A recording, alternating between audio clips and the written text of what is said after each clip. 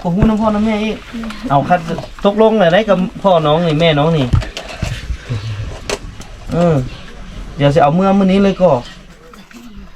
ตกลงกับเพื่อนแล้วว่าเบ้าซุกนี่นะอยากได้น้องอ่อนเมื่อรักษาเป็นเมียเป็นลูกเลยนี่เป็นลูกเป็นเมียก็ได้หรอก็บอกจะได้ผมเอาอันนี้เอาแต่บุญวาสนาเนาะถ้ามาบอกปกติบุญเจ้าคนทุกคนยากได้เบิ่งนี่เลยโตนี่ว่าเป็นไปเนาะสมมติว่าไอเอาเงินให้50,000เนี่ยน้องจะเอาไปให้ยังว้าเป็นยังจังบ่เอาไอให้เจ้าไปซื้อแป้งมาสิอันนั้นเราไม่มีอะไรเราต้องเอาต้องให้บอสุกเป็นผู้บ่าวบอสุกเอาให้ซะฮะบอสุกเอาให้บอสุกบ่มีเมียให้บอสุกเอาให้บอสุกเอาให้บอสุกให้ก็ได้บ่ก็หมายให้เราให้บอสุกเราบอสุกเอาให้ต่อจริงนะ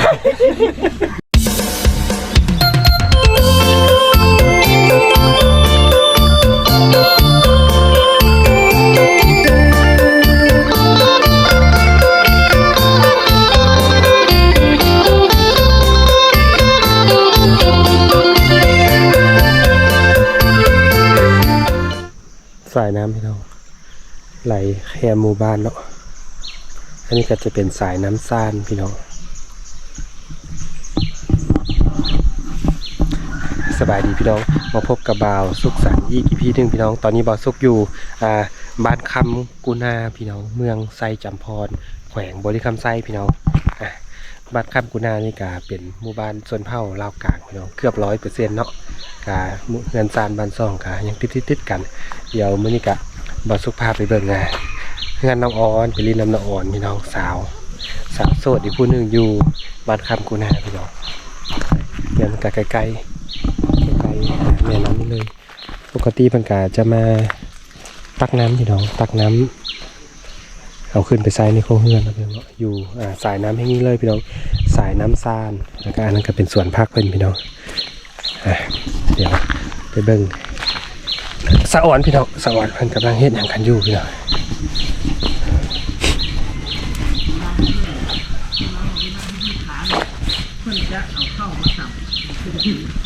บรรยากาศ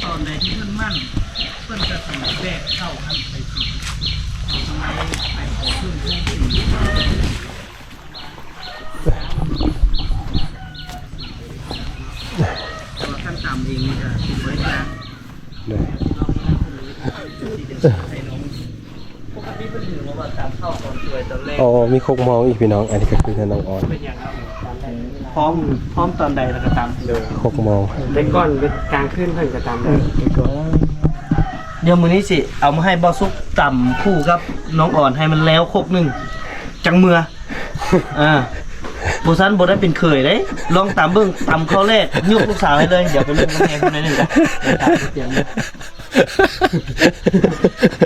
เสร็จมันสิได้ตามเขา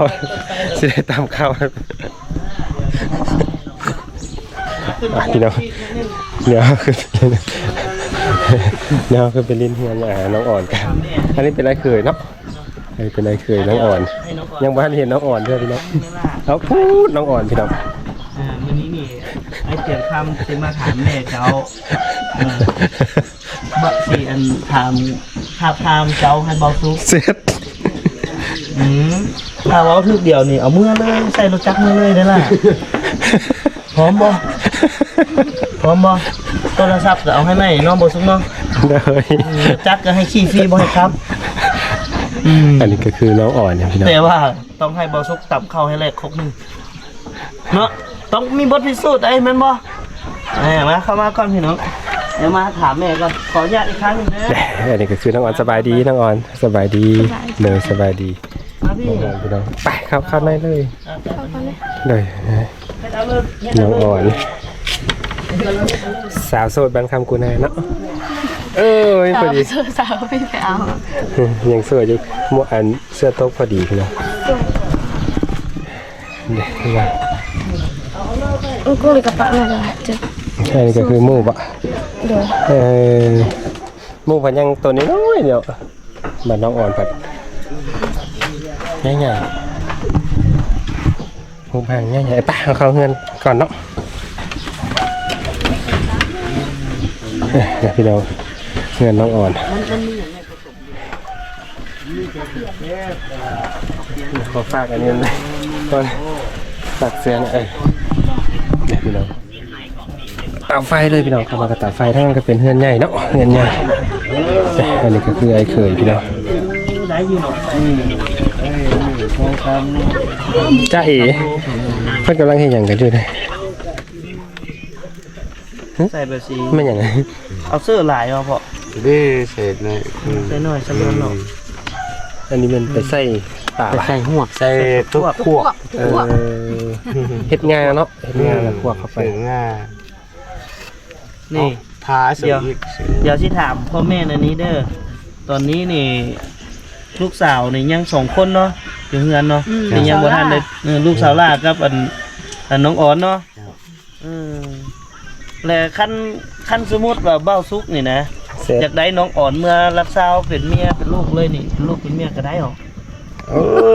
ก็บอกจะทานสุเอาอันนี้เอาแต่บุญวาสนาเนาะถ้าบอกปกติบุเจคนทุกคนยาก เลยเบิ่งนี่เลยโตนี่ บอกเป็นไปเนาะ กระดองแพงเหรอ บอกแพง มีน้องเลยเนี่ยถามเลยได้นี่เอาน้องอ่อนนี่เลยได้นี่ เสร็จเลยเนาะ ให้บ่ซุกได้นี่เอา มีเมียวะ ยังโสดอยู่โสดจน30 ปีแล้วยังบอกเมียอยู่ใส่แนนยังบ่ป้ง หุ้ยเวียกเจ้าก็ได้ คนบ่อยู่ปีนี้ คนหากันเยอะ ไม่ติดก้นเป็นว่า แต่อยู่นี่นี่เอาได้มันบ่ซ้ำนี้นี่ เออ คะแนนลูกมากบ่เลยว่านั่นเด้อ ลูกเต้าเอาแต่ลูกแต่เต้าแล้วเฮาเป็นพ่อเป็นแม่ก็บ่ฮู้ซอกแล้วก็บ่ฮู้ว่ามักผู้นี้ผู้หันเนาะ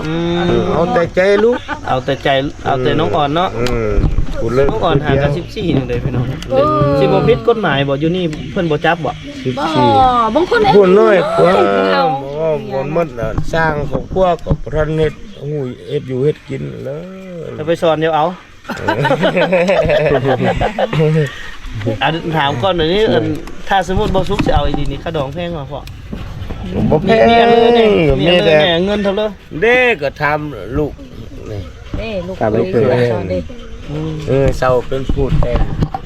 เป็นน้องอ่อน แค่เขาเท่าเลย มาแต่งน้ำเฮือนอีกนี่แหละเอาเงินเพิ่นว่าเป็นเท่าเป็นแก่เพิ่นว่า4 ล้านต่อฟักเนาะสมัยนี้ล่ะเพิ่นละเอาแต่บุคคลเพิ่นน่ะ ฮีดเข้าตัวนั้นเนาะ อันฮิตเก่าอันละซ้ำหัน2 คันเนาะ 2 คัน แล้ว นี่ ละ 8 ห ล้าน มู4โตว 4โต แล้วก็เฮามีบ่เฮาล่ะเดี๋ยวว่าคือซุมื้อนี่ล่ะเห็นน่ะตัวน้อยตัวใหญ่ก็มันงัวให้ปลาเข้าปลาน้ำเท่าแก่ฮับหูได้กินแล้วก็เป็นไปแล้วก็คือพ่อเนี่ยเอา2 คนแล้วคือลูกบ้านเนื้อก็ลูกคนหนึงเมื่ออยู่บ้านอะไร บ้านคุณส่ง คนส่ง อันนั้น แปะบักสันนั่น แป้งเอาตัวน่ะ อันนั้นก็คือเดียวเพิ่นเอาแล้วมันซุมื้อน่ะบางคนก็10 ล้านเนาะบางคนก็7 ล้าน8 ล้านอันนี้ล่ะเอา4 ล้านเอาแต่4 ล้านค่าหัวลูก2 คนได้2 คนแล้วมันผู้หนึงละ คะแนนว่าเขาเป็นครอบเป็นครัวเนาะพ่อเนาะ เอาไปมาปักเป็นแหน่ ขายลูกขายเต้าดิสร้างครอบสร้างครัวอยากได้คนอยากได้ให้เขาเป็นครอบเป็นครัวเอาพี่น้องเลยก็สีหู เป็นไป สีหูอะไรแหละอันนั้นว่าเรื่องฮีดคองอยู่นี่ก็ได้เพิ่นก็ คือเพิ่นว่าก็คัดเอาสำนี้สำนั้นบ่แม่หั่นล่ะขายลูกอันนี้น่ะบ่แม่นขายลูกอาศัยลูก อยากอาศัยลูกสร้างครอบครัวแล้วกันเนาะ อาศัยบางส่วนเนาะบางแนวนั่นเลยเฮาขับคันเนาะเจ็บเป็นเนาะเจ็บสู้เลยนะเป็นพ่อเบิ่งแม่เนาะเป็น เดี๋ยวมื้อนี้นี่สิให้บ่าวสุกนี่คันว่าบ่ฮู้แล้วว่าฮีดคองเป็นบ่สิให้บ่าวสุกพิสูจน์ก่อนตำเข้าให้แรกคกนึงก่อนจังให้เอาเมื่อเนาะเอาเมื่อก่อนก็ได้บ่พ่อเอาเมื่อก่อนแล้วจังกัน คกต้นนี่แหละฮะป้าไว้หั่นเพิ่นน่ะโอ้มี เข้ามือ อัน ตำ เข้าห้างบ่ ตำมื้อนี้ตำบ่ได้เนาะมื้อนี้เนาะ มันก็บ่ตำเหอะหมูเหอะเลอเนาะตอนเฮามีเข้าวตอนเริ่มผมมีเงินไปชี้ เกี่ยว เอา น้อง เสา อ่อน แล้วแล้วชี้แต่ก่อน ไปน้องอ่อนก็อยู่นี่ครับ เป็นลูกสาว ใกล้ๆนี่เลย มื้อใดค้านละตำมื้อใดมันเราไปซี เมื่อใดมันละเตะไปสิ เอาพี่น้อง เออ คาดเตะ พ่อ มัน แม่ ละ เพิ่น พี่ ส น้อง มัยก่อนเนาะเดี๋ยวเฮา เออ น้องอ่อนต่อปะ มือใดคาดละตำเอา โอนได้บ่ซุก มันละเป้ไปสี เฮ้ยโอนเลย4ล้าน ค่าดอง ค่าดองอะ ค่าดอกน้องอ่อน4ล้าน พอดีเลย โอนเลย เอาเพิ่นเมื่อพร้อม มา แล้ว เลย บ่ แล้วใส่รถมาเลยแล้วใส่รถจักรเข้ามาเลย แล้วจังไปเอางัวมาตำหลังบัดนี้เอางัวมาเฮ็ดฮีดตำหลังให้เอาไปให้พ่อแม่ทางนั้นเบิ่งก่อน เซ็ตแบบนี้ ให้เบิ่งซุกนั่งเท่าแหละได้เคยไปไก่ฮอดใส่ฮะเดี๋ยวหน้าตาขออนุญาตเอามานั่งอยู่นี่เดี๋ยวถาม ปีสำ ถามนี่ก่อนเด้อ มายินน้ำสาวบุญอย่างร่มผู้บ่าวสมบูรณ์คนเยอะคนบ่เยอะเด้ ผู้บ่าวมาลมกับบ่ลมบ่หลักต้องบ่ลมเลย เออ ลมอยู่บ่เดี๋ยวไอ้ถามไปดีว่าเบาซุกนี่เป็นอะไรโอเคอยู่บ่บ่เว้าว่าโอ้ยบ่เป็นตาเอาดอกไอ้อันนี้ก็เว้ามาเลยตรงๆเลยนะก็โอเคอยู่นะเบาซุกพร้อมโอนเงินในบัญชีฮอดอยู่บ่4ล้านฮะฮอดอยู่เนาะ จ่ายค่าดองไว้แล้ว จ่ายค่าดอกแม่ไว้ก่อนแล้วพาน้องอ่อนนี่มาหาพ่อเฒ่ากันมาหาพ่อปู่กัน นั่นซะบ่นี่ เมื่อ เราต้องถามมันดูเพิ่นสิไปนำอยู่บ่ ไปน้ำอยู่บ่ล่ะไปบ่มื้อนี้นะไทยนี่แหละเตรียมสิออกเลย เซ็ตแบบนี้ 11 12โมงกินข้าวง่ายแล้วก็ออกแล้วทอกข้าวดองไว้ก่อน4ล้านเนาะแล้วอายเจ้าบ่ได้เมียแล้วอีก3คนนะเจ้าบ่ได้พาหมู่เจ้ามาแล้วบ่ได้เมียดอกอาศัยได้แต่หมู่เจ้าหั่นแหละ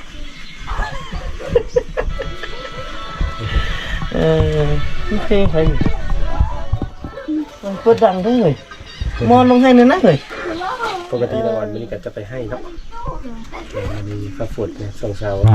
เดี๋ยวโทรมานัดเพิ่นเลยก็อยู่ ปกตินี่ไปให้ฝนห้ามเปียกอย่างเงี้ยเงินบ่ปกติไปให้ไปสวนนี่น้องก็ได้หาของอยู่ของกินมาพร้อมล่ะ มือกะหาง ไม่อย่างส่วนไหนเก็บมา เป็นผัก กูดอู้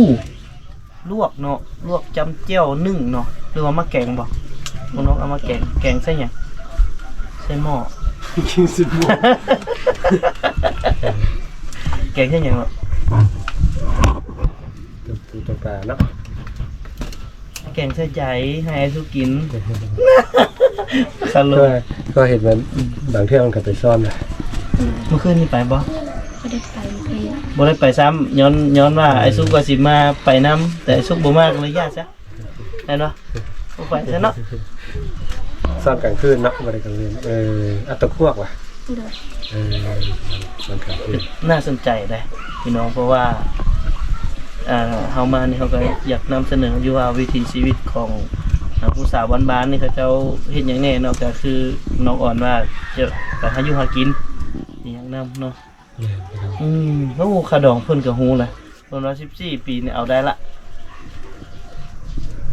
อันนี้น้องออกโรงเรียนอะไรเนาะพี่น้องอันนี้ต้องขออภัยนำถ้าเพิ่นยังเป็นนักเรียนนี่บ่เตียงจะบ่ตั้งคำถามแบบนี้เด็ดขาดเลยจึงถามเพราะว่าอยู่นี่มันก็ฮีดคองของเพิ่น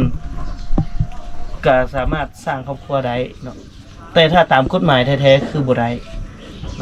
แต่ว่าตามชนบทนี่ตามฮีดตามคลองก็เจ้าส่วนใหญ่แล้วก็คืออาศัยสร้างครอบครัวไปเพื่อมาเลี้ยงดูซ้อยกันกับพ่อแม่ยกตัวอย่างคือน้องอ่อนนี่คือน้องอ่อนอยู่กับพ่อแม่แบบนี้ก็ยังพ่อแม่ได้เลี้ยงอยู่แต่ว่าสร้างครอบครัวไปก็อาศัยให้ผัวเลี้ยงแบบนี้นะเอาเบ้าซุก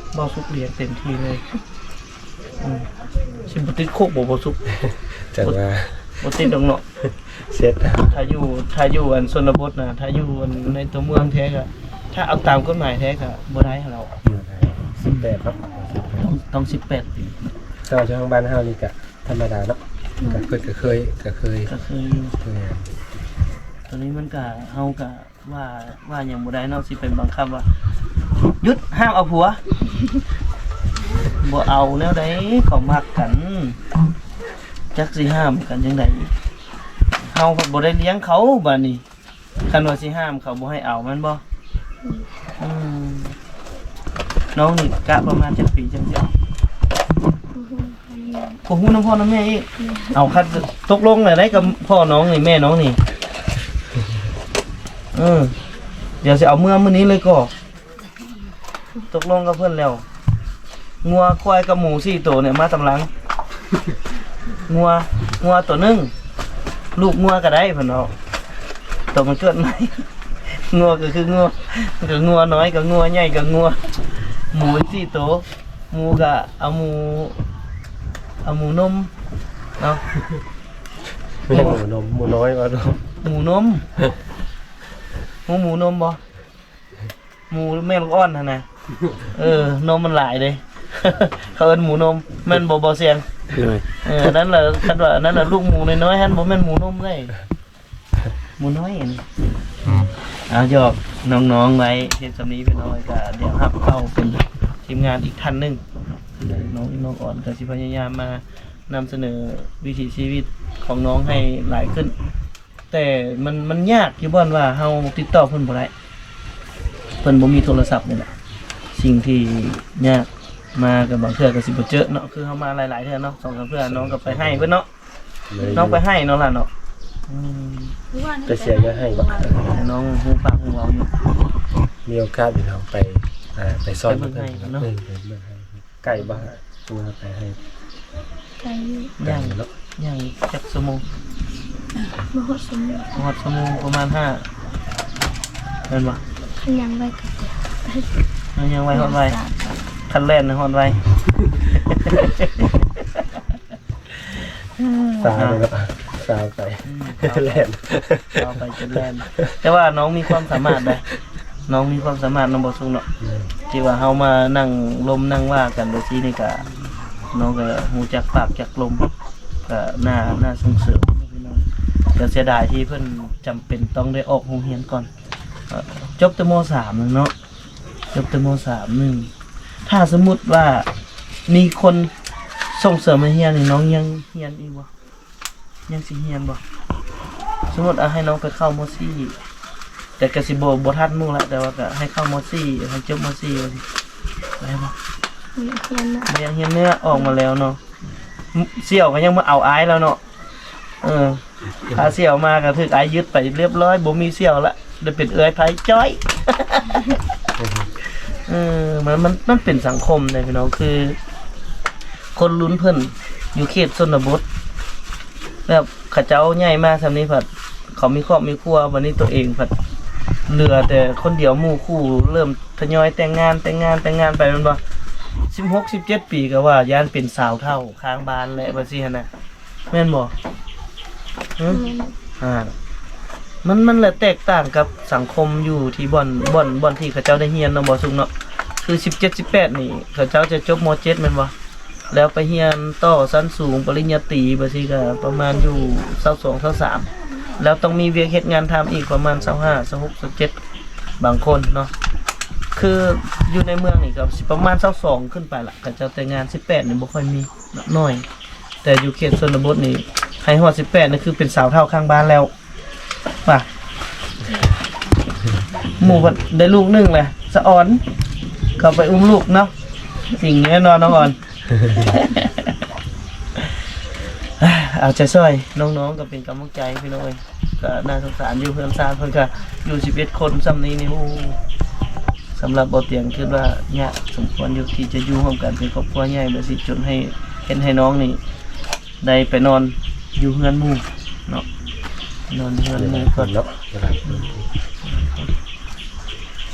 มาของบ่เตียงบ่สุกเอ้ยพร้อมที่จะเลี้ยงดูน้องบ่เอามือเลยเนาะบ่แท้โอ้ยดีเลยรถจักรมาว่างคันนึงลองถามมันคือสิเมื่อนำบ่นี่สมมุติเมื่อบ่เมื่อบ่ละสมมุติ ยังตอบบ่ได้เนาะ แหมตอบ เห็นกันนะฮะก็เห็นกันแล้วเสียเมื่อเนาะโอ้ยบ่ได้ มีบ่อยู่นี่แม่ว่ามาล่มกันบ่สิแหละโอ้มักแล้วเอาเลยบ่สิมีบ่เอาคือหมู่น้องนี่เด้ ก็บ่ปานนั้นเนาะ คือเสี่ยวน้องนี่มาดุบ่จังมักกับอายนี่ ไม่รู้กันทุกมื้อ มาเล่นนำกันทุกมื้อจักเดือนฮอดปีบ่โอ้โหซ้ำ ถือว่าได้ จักเพิ่นรักมักกันตอนใดเนาะนี่นะเพิ่นว่าฮักแท้แพ้ไกลชิดอืม เจ้าฮู้บ่ เบาสุกเอ้ยเจ้า เดี๋ยวขอบคุณ ไม่หยังล้มบ่เบาสุกเจ้าสิมักเพิ่นส่ำใดก็อย่าถ้าเจ้าบ่เที่ยวมาจ้างเจ้าก็บ่ได้เป็นลูกเป็นเมียดอกไปเชียวมาตลอด ติดต่อก็บ่ได้อีกบัดนี้โทรศัพท์ก็บ่มี เจ้าต้องไปทางใดก็อย่าให้แนมตามข้างทางหาโทรศัพท์ที่เขาตกหันเก็บได้แล้วเอามาให้เพิ่นเนาะ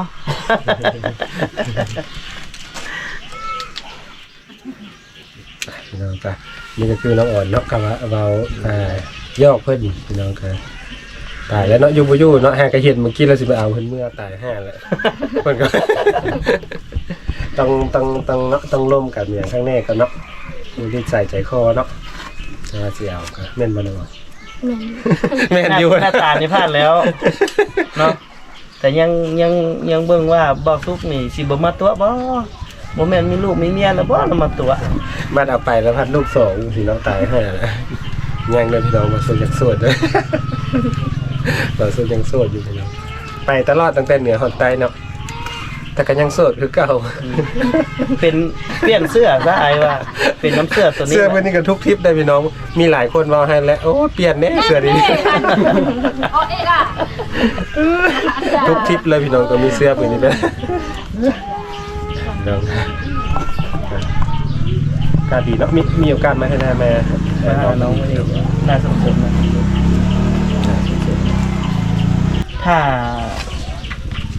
ถ้าสมมุติว่าไอ้เอาเงินให้50,000นี่น้องสิเอาไปให้หยัง ว่า หึ ว่า เป็นหยังจังบ่เอาไอ้ให้เจ้าไปซื้อแป้งไปสิ อันนั้นเราไม่มีอะไรเราต้องเอาต้องให้บอสุกเป็นผู้บ่าว บ่ซุกเอาให้ซะฮะ ให้ บ่ซุกเอาให้บ่ซุกบ่มีเมียให้บ่ซุก เอา ให้บ่ซุกเอาให้ บอสุกให้ก็ได้บ่ก็หมายให้เราให้บอสุกแล้วบอสุกเอาให้ต่อสินะ หากินง่ายแท้เราก็บอกอีกมันเป็นเงินอ้ายแล้วเพิ่นบ่เอาเดี๋ยวนี้หั่น เอาอยู่แต่ว่าเราเกรงใจเนาะมันบอกจะเอาเกรงใจ จริงก็คือนี่แหละคือบ่เตรียมข้ามเว้าใน EP ก่อนนั่นแหละว่าผู้หญิงเขตนอกๆก็สิประมาณนี้แหละ เวลาคนเอาเครื่องเอาของเอาหยังให้นี่ก็สิเกรงใจบ่อยากเอาของใครง่ายๆนะเพราะว่าน้องยันเรามีแนวไปแลกเครื่องบ่หรือว่าจังได๋เป็นหยังจังบ่เอาซะไอ้สมมุติพวกอายอยากให้ว่าสิอยากส่งเสริมน้องให้มีรายรับเล็กๆน้อยๆบ่สินะบ่ทันไปรับจ้างอายก็ได้รับจ้างก็ได้ย่างตามแม่น้ำมาอายสิถ่ายรูปก็ถือว่าอายจ่ายค่าให้งานน้องเนาะเป็นค่าให้งาน เจ้าไปกดมันสมมุติว่าเจ้าไปกดมันได้มื้อเท่าใดบ่เคยไปบ่เคยรับจ้างบ่ เคยเฮ็ดหยัง ฝึกมัน ปลูกมันมื้อเท่าใดปลูกมัน แต่ที่หา50 ตะกี้50 เนี่ย ตอนไปหันได้นี่แหละ มานำพวกเฮาก็จ่ายค่าให้งานเกือบ50,000ซ้ำน้องปลูกมันมื้อหนึงเลย โอเคบ่ เอ้าเป็นค่าเนาะมันก็คือกับใช้ให้งานน้องคือกันเนาะหรือว่าต้องไปปลูกมันบ่จังเอาฮะมีเงินอยู่บ่เบิ่งกันเด้อพี่น้อง ในกระเป๋าเฮีย กระเป๋าเหี้ย เสียแล้วตอนนั้นน่ะเงินมางวดก่อนเฮียเงิน เฮียอ่ะอันนี้ไอเอาให้เป็นค่าให้งาน เป็นค่าให้งานได้นี่พี่น้องมันเป็นค่าให้งานของน้องเพราะว่าน้องไปอันน่ะก้นมันน้องก็ยังได้เดี๋ยวมื้อนึงแม่นบ่มื้อนึงเต็มๆอ่ะ แต่ก่อนเลยตอนนี้ละ150,000 150,000ตัวนี้ได้ เมื่อยบ่คนมันเมื่อยเนาะ ปลูกมัน เมื่อยบ่เฮ็ดเวียกกับผู้หลายบ่เมื่อยอ่ะอันนี้ไอเอาให้ไว้ซื้อ เอาเลยเอาเลย แล้วหน่อยไอซุกให้อีก เอาเลย จับเอา ไม่ได้เดี๋ยว บ่ซั่นไอเครียดไอบ่มาไกลเลย มาซุกเอาให้ ไอบ่มาเลยได้คำบ่เอา เอาแล้วไอ้ซุกก็ไปแต่งข้าวจากแม่ จัง อีก สบายใจ จากแม่อีก เงินมี แม่พี่น้อง แล้วให้บ่ซุกเอาให้ซะเอา เอาเลย จับเอาเลย เอาเลย พวกไอก็บ่มาแล้วเถอะน่ะ จับเอาเลย คันอยากให้พวกไอมาแล้วได้เอาคันบ่เอาเลยถือว่ารังเกียจพวกไอบ่อยากให้พวกไอมา จับเอาเลยจับ เอาไว้ซื้อครีม โมเป็นอย่างจับเอาเลย เจ้าขอบใจนำ เข้าใจได้เข้าใจ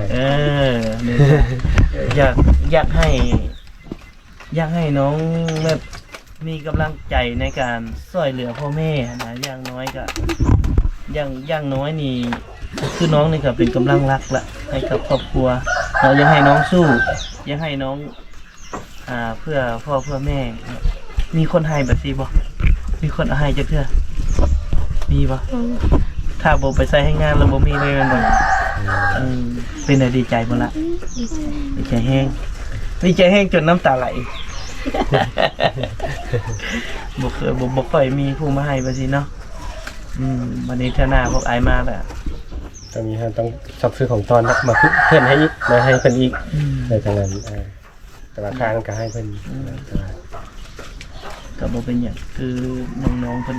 อยู่ชนบทนี่มันก็คาดเคลื่อนอีนี่ยุ่งยากอยู่คือพวกเฮามา มี บ่ โอ สินี่ กาสไปให้แล้วเพิ่นลีเนาะมีโอกาส ไปให้ไปหากินเอาเดี๋ยวบ่เตียงขอลำลาเลยได้พี่น้องเอ้ยเบาปิดเบาสุกกันก็ได้ เดี๋ยวขอจบคลิปก่อนพี่น้องโอ้ดีใจได้มาเห็นน้องบัวมาหลายเทื่อแล้วก็บ่เห็นพี่น้องเทื่อนี้ก็ได้เห็นแล้วเพิ่นกับผู้งาน ลำลาไปพร้อมกันเลยกับเบาสุกเด้อพี่น้องเด้อ สำหรับคลิปไปก่อนพี่น้อง ไปก่อนเนาะสบายดี สบายดี บาย บ๊ายบายกล้องนี้เด้อกล้องนั่นแน่